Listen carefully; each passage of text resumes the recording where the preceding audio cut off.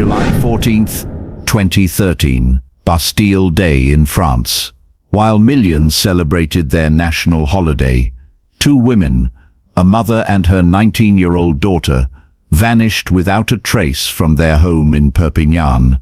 No phone calls, no bank withdrawals, no security footage. It's as if they never existed. This is the story of Marie-José Benitez and her daughter Allison, two women who disappeared from southwestern France under circumstances so bizarre, so chilling, that even a decade later, their case remains one of France's most haunting mysteries. Now, when you hear about missing persons cases, the conventional wisdom tells us to look at the statistics. Most missing adults leave voluntarily. Runaways, new identities, escaping debts or relationships. And when authorities were first notified about Marie-José and Allison, that's exactly the narrative that emerged.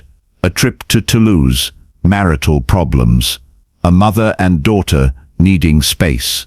Simple, right? But here's where this case shatters every expectation. Neither woman had a driver's license. No train station cameras captured them. Their phones went dead simultaneously. Their bank accounts frozen in time. And within weeks of their disappearance, the one man who claimed to know where they went would be dead by his own hand, leaving behind a trail of blood evidence, secret lives, and a freezer that would tell a story more horrifying than anyone imagined. In this video, I'm taking you deep into the Benitez disappearance, a case that isn't just about two missing women, but about a man who lived multiple lives, a military barracks hiding dark secrets, and a previous disappearance that connects to this case in ways that will make your skin crawl. We'll examine the timeline, the evidence that police found after it was too late, and the questions that still haunt investigators today. I've compiled police reports, forensic findings, and testimony from those close to the case. By the end of this video, you'll understand why this isn't just another missing persons case. This is a masterclass in deception, and possibly the perfect crime that almost worked. But first, let me ask you something. Have you ever felt like someone you trusted was living a completely different life behind your back? Drop a comment below, because that question is at the heart of everything that happened to the Benitez family. Let's begin where all mysteries begin, with an ordinary day that became anything but.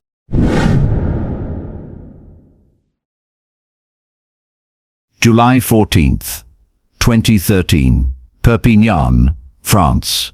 Temperature, 28 degrees Celsius. The city is alive with Bastille Day celebrations. Fireworks are being prepared. Families are gathering. And somewhere in this sun-drenched city, 19-year-old Allison Benitez meets her father.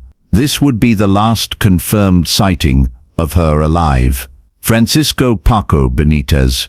Remember that name, because everything in this case orbits around this man like planets around a dying star. Born in Algeciras, raised in Ceuta, Paco was a chief warrant officer in the French Foreign Legion.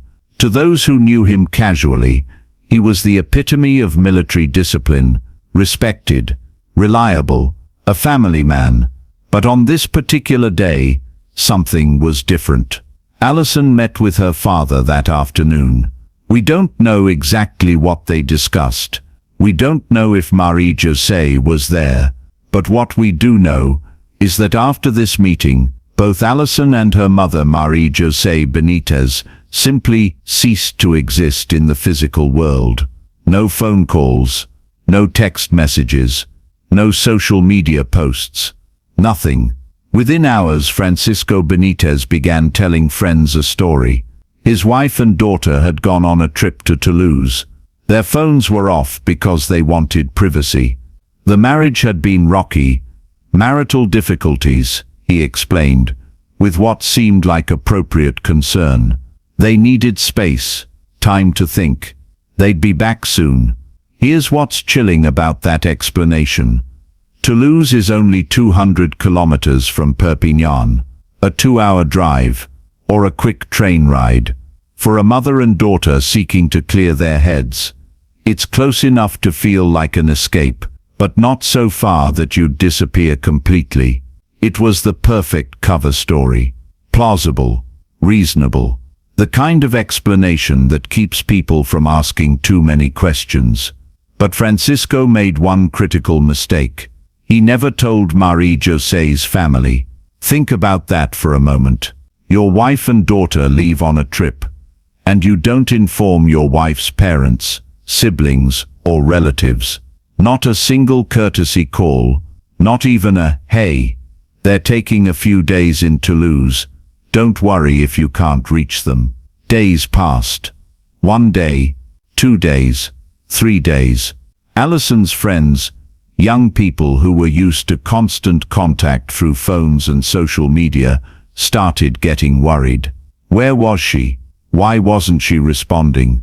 Why was her phone going straight to voicemail? Let me ask you this. How long would you wait before reporting a friend missing in 2013? The height of social media connectivity. An hour, a day, 3 days. Comment below with your answer, because I'm genuinely curious where you draw that line. Allison's friends drew it faster than her own father did. They went to the police. Young people, barely out of their teens, had to be the ones to raise the alarm that something was wrong.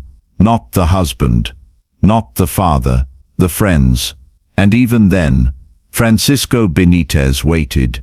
He didn't report them missing until July 22nd, 8 full days after they had supposedly left for Toulouse. 8 days.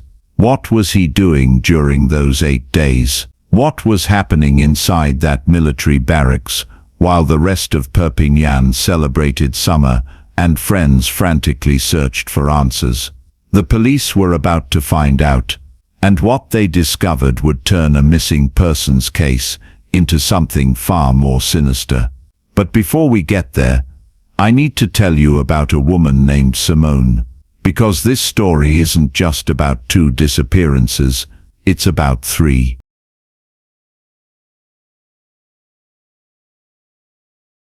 When police began investigating the disappearance of Marie-José and Allison Benitez, they did what they always do. They followed the breadcrumbs, and every single breadcrumb led nowhere. Let's break down what investigators discovered, or rather, what they didn't discover. First, the train station. Perpignan's railway station has CCTV cameras, standard security footage. If Marie-José and Allison had taken a train to Toulouse on July 14th, there would be footage.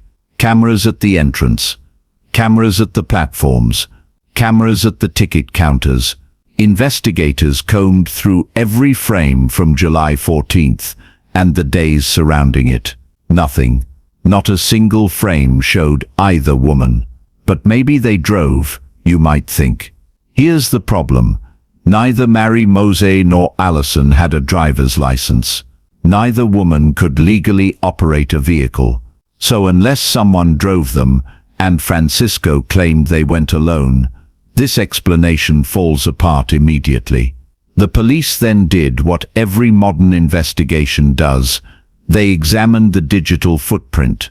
In 2013, we were already living in a hyper-connected world. Smartphones, Facebook, text messages, bank cards. Every movement leaves a trail. Forensic analysts pulled the phone records for both women. What they found was more disturbing than finding evidence of foul play. Absolutely nothing. From July 14th onwards, both phones went completely silent. No incoming calls, no outgoing calls, no texts, no data usage. Both phones had effectively been turned off or destroyed at the exact same moment. Banking records. Next, the bank accounts. When people go on trips, they spend money. Hotels, food, coffee. Even if you're traveling to clear your head, you need to eat. You need somewhere to sleep. Zero activity on either account. Not a single withdrawal, not a single card transaction. Their bank accounts were frozen in time, like financial tombstones marking the exact moment they ceased to exist.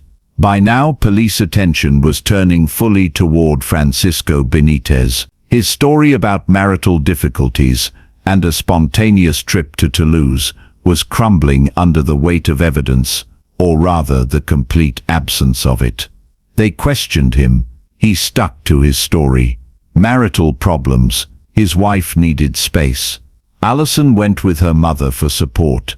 They'd be back when they were ready, but investigators weren't buying it anymore. On August 2nd, 2013, 19 days after the disappearance, a preliminary inquiry was officially launched. The focus to establish the causes of a worrying disappearance. That phrasing is important. Worrying disappearance. Not a voluntary departure. Not a family trip. Worrying. And then something extraordinary happened. The kind of break that only occurs when a case goes public. As news coverage of the Benitez disappearance spread across France, someone was watching from Nimes, about 150 kilometers away. The family of a woman named Simone Oliveira Alves. Simone was a 28-year-old Brazilian woman who had disappeared in 2004, 9 years earlier, under mysterious circumstances. Her case had gone cold. No answers, no closure, just another missing person file gathering dust. But when Simone's family saw Francisco Benitez's face on the news, something clicked. They recognized him. Francisco Paco Benitez had been Simone's boyfriend. They'd been in a relationship, but here's the twist that makes this case spiral into something darker. Simone never knew Francisco was married. To her, he was single, available. Hers, Francisco Benitez, had been living a double life. Actually, as investigators would soon discover, it was more than a double life. It was a triple life. Maybe even more. Police immediately reopened Simone Oliveira Alves' case. The similarities were impossible to ignore. A woman in a relationship with Francisco Benitez, a sudden unexplained disappearance, no evidence of travel or voluntary departure. No body ever found. One disappearance connected to Francisco Benitez could be a tragic coincidence. 2 disappearances, that's a pattern. Here's my question for you. If you were an investigator and discovered that a man had connections to 3 missing women spanning nearly a decade, what would your first instinct be? Would you bring him in for intense questioning? Surveillance? A search warrant? Let me know in the comments what you think the police should have done at this point. Francisco Benitez could feel the walls closing in. The police were no longer just asking questions about a worried trip to Toulouse. They were digging into his entire life. His relationships, his movements, his secrets. And in early August 2013, Francisco made a decision that would end the investigation but leave all the questions unanswered. But we're not there yet. Because first he did something that tells us everything about his state of mind. He went public.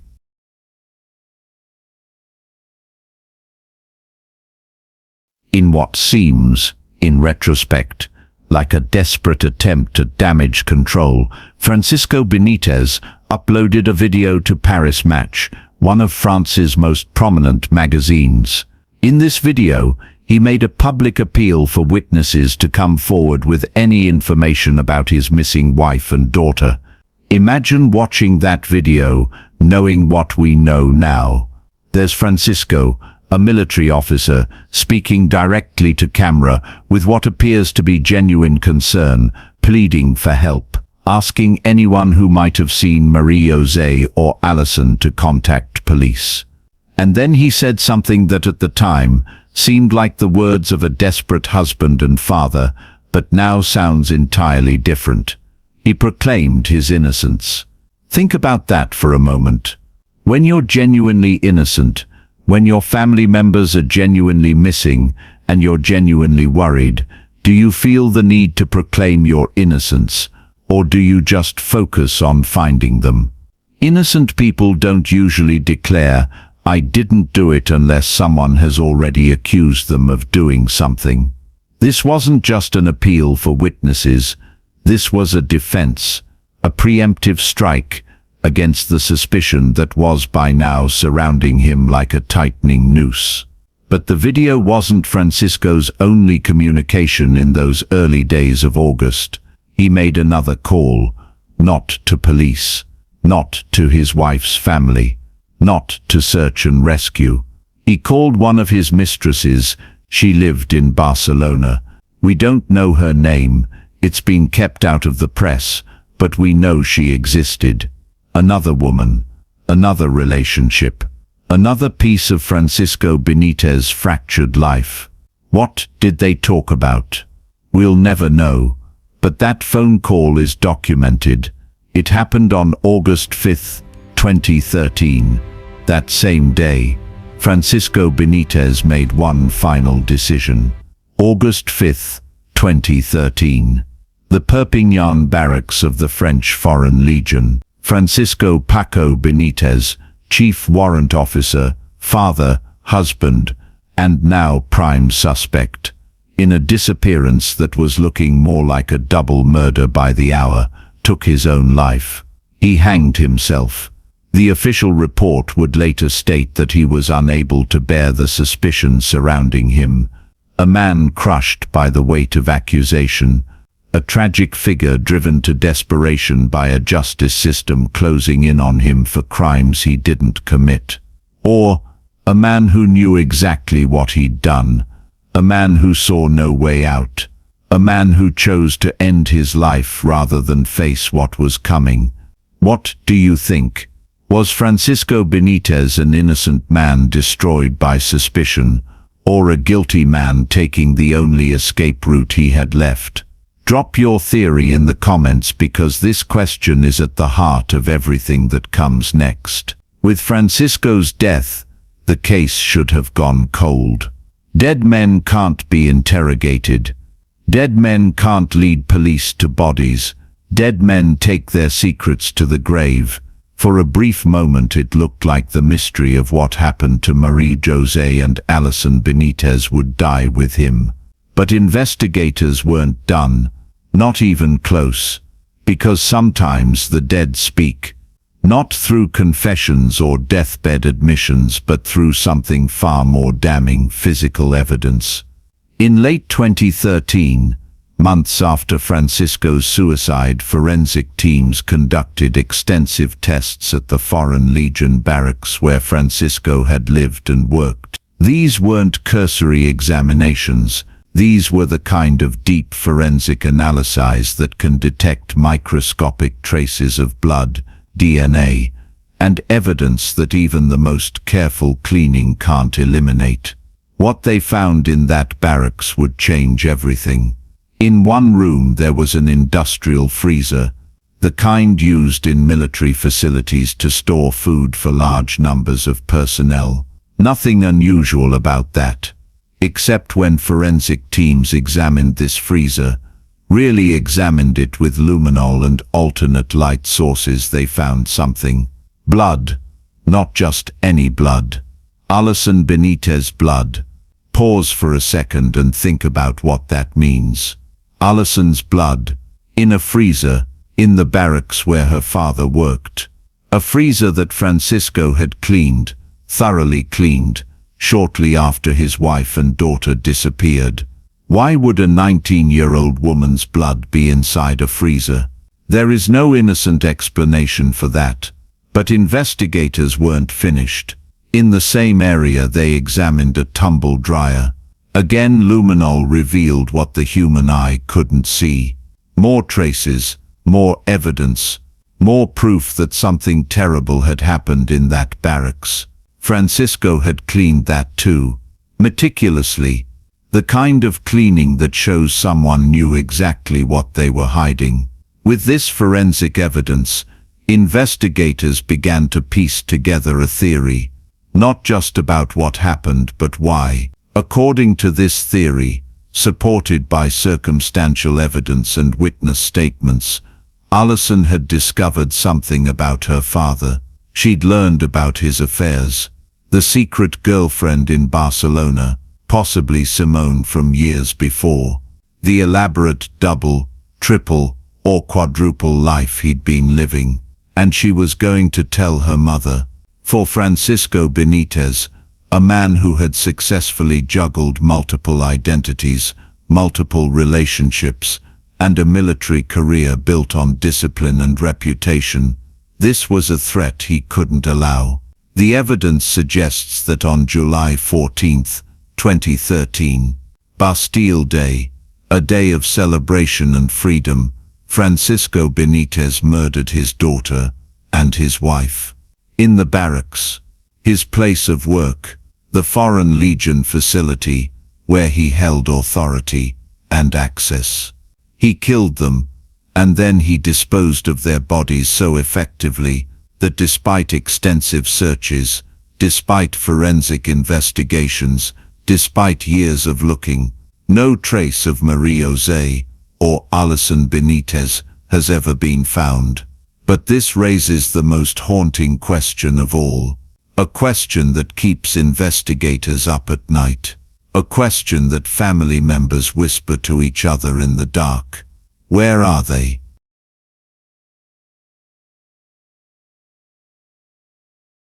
This is where the Benitez case moves from tragic to absolutely haunting, because we have blood evidence, we have a clear suspect, we have motive, we have means and opportunity.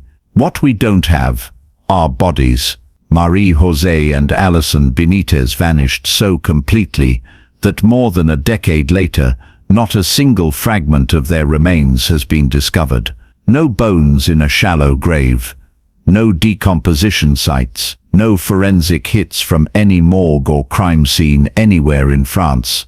They're just gone. Perpignan sits in a unique location. It's in the far southwest of France, practically kissing the Spanish border. To the east, the Mediterranean Sea. To the south, the Pyrenees Mountains. To the north and west, rural countryside, farms and small towns.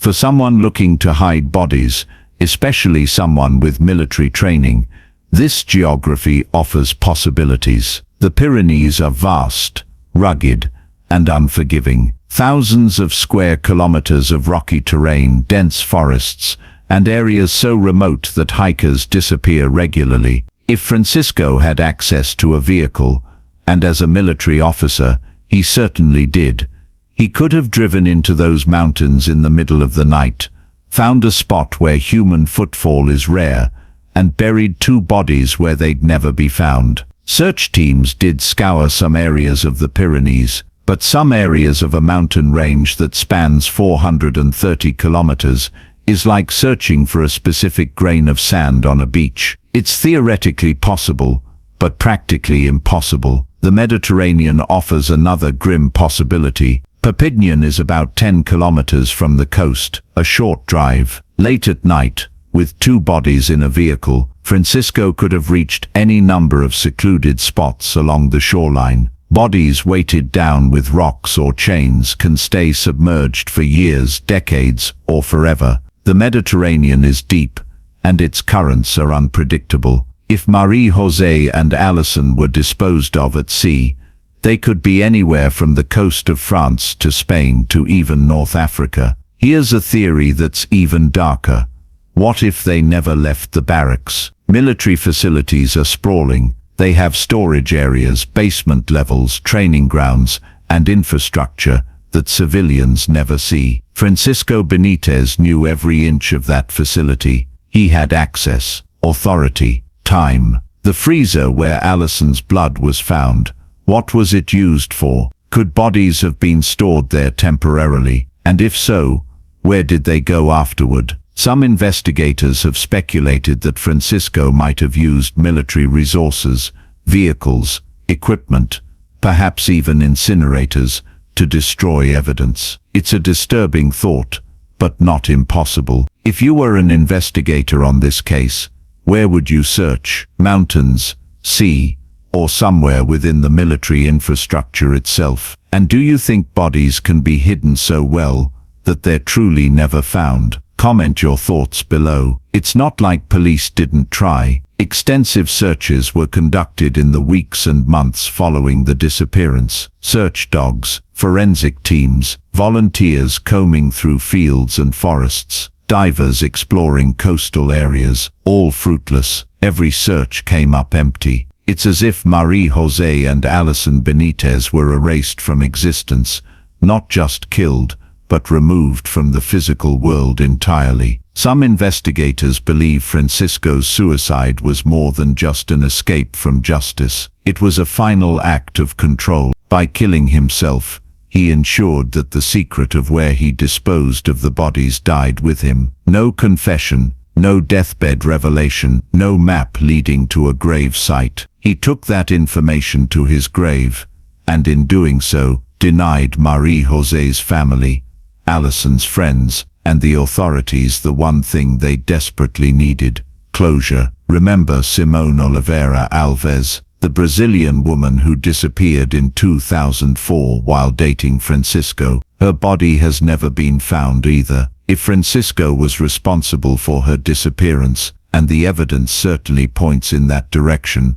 then he successfully disposed of at least one body years before the Benitez disappearances. He had practice. He'd done it before and gotten away with it. That means when July 14, 2013 came around, Francisco wasn't improvising. He had a method, a system, a way of making people disappear that had worked at least once before. Criminal psychologists who've studied this case suggest that Francisco Benitez exhibited traits common to organized killers: careful planning, attention to detail, the ability to maintain a normal facade while living a secret life, and most chillingly, the capability to dispose of evidence so thoroughly that investigators are left with almost nothing. The cleaning of the freezer and tumble dryer shows consciousness of guilt. He knew those surfaces held evidence, and he tried to eliminate it. What he didn't account for was modern forensic science's ability to detect blood at the microscopic level. But cleaning those specific items also tells us something else. Those were the locations where evidence was created, where blood was spilled, where bodies were processed, stored, prepared for disposal. The truth is locked in that barracks, in Francisco's final moments of planning, in his final decisions before he took his own life. Which brings us to the final section of this case. Not just what happened, but what it means. What are we left with? What questions remain? And most importantly, could this happen again?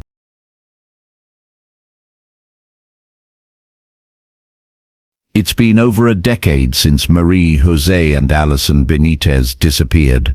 More than 10 years since their phones went silent, their bank accounts froze, their lives ended. In that time, the world has moved on. Perpignan celebrates Bastille Day every year. The Foreign Legion continues its operations. Life, as it always does, continues. But for some people, time stopped on July 14, 2013. Marie-José's family never got to say goodbye. They never got to bury their daughter, their sister, their loved one. There's no grave to visit, no memorial stone, no place where they can go to feel close to her. Allison's friends, now in their 30s, carry the weight of her absence. The girl they reported missing, the friend they tried to save, remains missing. Every birthday, every anniversary, every holiday is a reminder of the empty space she left behind. This is the cruelest aspect of cases where bodies are never recovered. The family exists in a state of perpetual limbo. No closure, no answers, just an endless, aching absence. Here's where things get complicated from a legal standpoint. Francisco Benitez is dead. You can't prosecute a dead man, even with the blood evidence, even with all the circumstantial evidence pointing to him as the killer. There can never be a trial, no conviction, no legal declaration of guilt. The case remains officially unsolved. Yes, Francisco is the prime suspect. Yes, investigators believe he committed a double murder. But believe isn't the same as prove beyond a reasonable doubt in a court of law. This means that technically, legally, the disappearance of Marie-José and Allison Benitez is still an open case, still a mystery, still unsolved. Let's go through the questions that haunt this case. Question 1. Where are the bodies? This is the big one. Despite extensive searches, forensic investigations, and years of looking, no trace of either woman has been found. Where did Francisco dispose of them? Mountains, sea, within the military infrastructure, somewhere else entirely. Without bodies, we can't know for certain how they died, when exactly they died, or what their final moments were like. These answers are buried with Francisco. Question 2. What exactly happened on July 14th? We know Allison met with her father that day, but where was Marie-José? Were both women killed simultaneously, or did their deaths happen at different times? Did Marie-José know what was happening to her daughter? Did Allison have any chance to escape or fight back? The timeline of that day remains frustratingly vague. Question 3. What happened to Simone Oliveira Alves? Francisco's former girlfriend disappeared in 2004 and was never found. Is she buried with Marie-José and Allison? Is she somewhere else? Did Francisco use the same disposal method for all three women, or did he evolve his technique over 9 years? Simone's family deserves answers too, and they're just as elusive as the Benitez case. Question 4. How many victims were there? This might be the most disturbing question of all. We know about 3 women connected to Francisco who disappeared: Simone, Marie-José, and Allison. But Francisco lived a fractured life with multiple identities and relationships. Were there others? Other girlfriends who moved away? Other women who vanished without anyone connecting them to this military officer living a double life? We'll probably never know. Question 5. Why did Francisco live this way? What drives a man to maintain multiple relationships, multiple identities? Was it a need for control, a sexual compulsion, an inability to commit to one life? And when his carefully constructed world began to collapse, why did murder seem like the only solution? Criminal psychologists can theorize, but without Francisco alive to evaluate, these questions remain speculative. Looking back, were there warning signs that people missed? Francisco's ability to compartmentalize his life was extraordinary. He maintained a marriage, a military career, and multiple extramarital relationships, all without any of these worlds colliding until 2013. His colleagues saw a disciplined officer. His wife saw a husband with demanding work schedules. His mistresses saw an available, attentive boyfriend. Nobody saw the complete picture until it was too late. This is a lesson about how predators hide in plain sight. They don't look like monsters. They look like the guy next door, the respected military officer, the family man. The Benitez case has had lasting impacts on how French authorities handle disappearances. Several changes were implemented. Faster response times when multiple people from the same family are reported. Missing, more immediate forensic investigation of suspects' homes and workplaces. Closer examination of romantic partners with histories of past partners who left or disappeared. Better coordination between different jurisdictions when patterns emerge. These changes might prevent future cases like this, but they can't bring back Marie-José and Allison. Here's what I want to know from you. Do you think there's any chance, any possibility, that Marie-José and Allison are still alive somewhere? That this whole case is a massive misunderstanding, and they'll walk through a door one day? Or is that hope completely unrealistic, given the evidence? Also, if you were a family member, would you rather have a body to bury with no answers about what happened, or no body but absolute certainty about what happened and who did it? It's a horrible choice, but it's the reality families in these situations face. Let me know your thoughts. As years pass, the likelihood of finding Marie-José and Allison's remains diminishes. Bodies decompose, landscapes change, memories fade, witnesses die or move away. Every year that passes makes the possibility of resolution less likely. But families don't give up. Marie-José's relatives still hope. Allison's friends still remember. And somewhere, investigators still have the case file open, still waiting for that one piece of evidence, that one tip, that one breakthrough that might finally bring these women home. Here's something that keeps me up at night about this case. Francisco uploaded that video to Paris Match, proclaiming his innocence. He called his Barcelona mistress. He went through the motions of being a worried husband and father, and then just days later, he killed himself.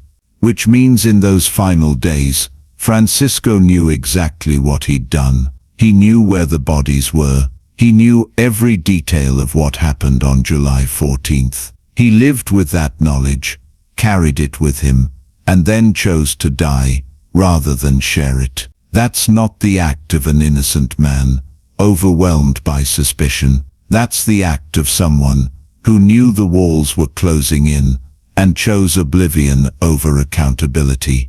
The Benitez case remains one of France's most troubling unsolved mysteries. Not unsolved because we don't know who did it. The evidence points overwhelmingly to Francisco Benitez, but unsolved because we don't know where the victims are, how exactly it happened, or whether there are other victims we don't even know about yet. It's a case about the masks we wear, the lies we tell, and how sometimes the people closest to us are the ones we know the least. Marie-José Benitez was 45 years old when she disappeared. Allison was just 19, her whole life ahead of her. They deserved better than to vanish without a trace. They deserved justice. They deserved to be found. Instead, they exist now only in memories, in police files, and in videos like this one that keep the story alive. Before we end, I want to ask you a few final questions. What time is it where you are right now, as you're watching this? Are you watching late at night, in the dark, letting this case sink in? Comment your time zone below. If you're in France, or have been to Perpignan, does this case change how you see that city? Does knowing this happened there change the atmosphere for you? And finally, what do you think is the most likely location of the bodies? Mountains, sea, barracks, or somewhere else entirely? Your theories matter. Cold cases have been solved because someone in a comment section or forum had a piece of information they didn't realize was important. So share your thoughts. Engage with each other in the comments. Keep this conversation alive.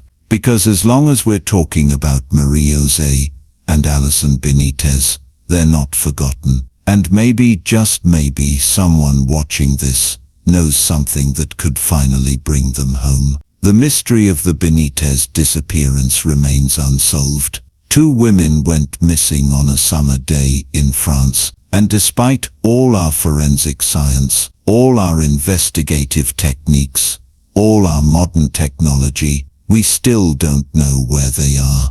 If you found this case as haunting as I do, please like this video, subscribe to the channel, and hit the notification bell. I cover mysterious disappearances, unsolved cases, and the stories that keep us up at night. And if you have any information about this case, any detail, no matter how small, contact French authorities. You might be the person who finally solves this mystery. Until next time, stay curious, stay safe, and remember, sometimes the most dangerous people are the ones we never suspect.